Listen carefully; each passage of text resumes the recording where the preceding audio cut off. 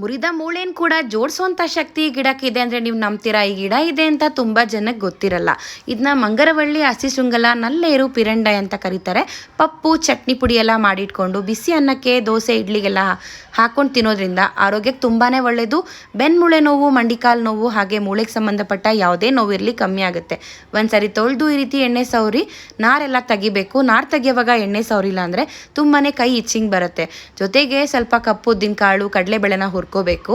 ಕಾಳು ಮೆಣಸು, ಜೀರಿಗೆ, ಒಣ ಬೆಳ್ಳುಳ್ಳಿನ ಹುರ್ಕೊಂಡು ಒಂದು ಅರ್ಧ ಕಪ್ಪು ಬಿಳಿ ಎಳ್ಳನ್ನ ಹುರ್ಕೋಬೇಕು. ಒಂದು ಕಪ್ಪಷ್ಟು ಒಣಗಿಸಿರೋಂಥ ಕರಿಬೇವನ್ನ ಹುರ್ಕೊಂಡು ಸ್ವಲ್ಪ ಎಣ್ಣೆ ಹಾಕಿ ಮಂಗರವಳ್ಳಿನ ಕೂಡ ಒಂದು 2 ರಿಂದ 3 ನಿಮಿಷ ಹುರ್ಕೋಬೇಕು. ಎಲ್ಲಾನು ಒಂದು ತಟ್ಟೆಗೆ ಹಾಕ್ಕೊಂಡು ಹಿಂಗು, ಸ್ವಲ್ಪ ಮ್ಯಾಂಗೋ ಪುಡಿ ಹಾಗೆ ಉಪ್ಪನ್ನ ಹಾಕಿ ಪೌಡ್ರ್ ಮಾಡಿಕೊಂಡ್ರೆ ಮಂಗರವಳ್ಳಿ ಚಟ್ನಿ ಪುಡಿ ರೆಡಿ. ಇದನ್ನು ತುಪ್ಪ ಹಾಕಿ ಬಿಸಿ ಅನ್ನಕ್ಕೆ ಕಲ್ಸ್ಕೊಂಡು ತಿಂದರೆ ತುಂಬಾ ಚೆನ್ನಾಗಿರುತ್ತೆ. ಇಷ್ಟೆಲ್ಲ ಮಾಡೋಕ್ಕೆ ನಮಗೆಲ್ಲಿದೆ ಟೈಮ್ ಅನ್ನೋರು ಫಿಟ್ ಆ್ಯಂಡ್ ಫುಡ್ ತಮಿಳಲ್ಲಿ ತೊಗೋಬೋದು. ನಾವು ಯಾವ ರೀತಿ ಮಾಡ್ತಿರೋ ಅದೇ ಥರ ನೀಟಾಗಿ ಮಾಡ್ತಾರೆ. ಫಾಸ್ಟ್ ಶಿಪ್ಪಿಂಗ್ ಕೂಡ ಇದೆ.